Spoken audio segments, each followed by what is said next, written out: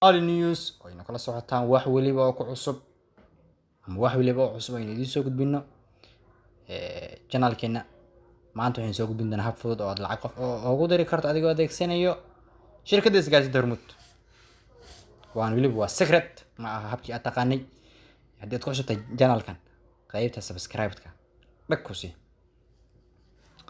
taas oo ka caawinayso waxyaabo fara badan oo aynu soo wadno oo ay ka mid yihiin mar dhow sida $1 loogu hadlo hal isbuuc. ayadan waynu rajayn inaynu keenno. kolka oo horeys intaas ayaad qoraysaa xidig 788 waxaad leedahay okay.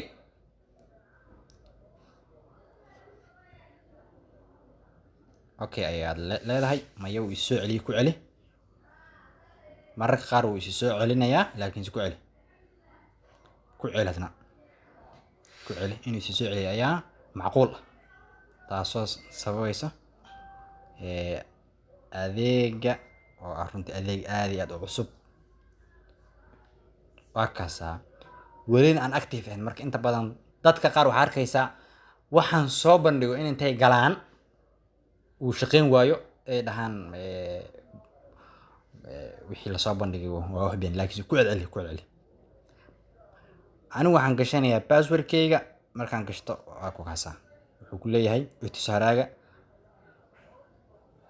bixi biilka aka.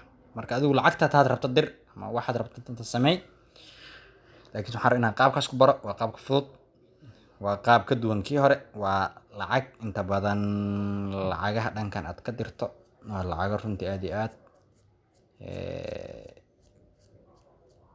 ku qiimo gelin kara. wax tuugan ma adeegan soo ma dhigana ma aha adeeg tuugnimo, ma aha adeeg xaraan, waa adeeg xalaal.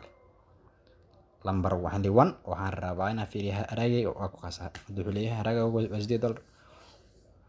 waa runtiis haddaan fiiriyo qaabkan kalena aan fiirin waxa waaye haragaygu waa $8. ma aha barnaamij tuuganimo. dadka qaar waxay leeyihiin Hormuud ayaad ku tahay lid, laakiin anigu Hormuud lid kuma ihi. anigu waxaan rabaa inaan soo bandhigo siraha bas, ma aha adeeg tuuganimo ah, waa adeeg sire ah. channelkiina haddaad ku cusubtahay hal mar subscribe taabo.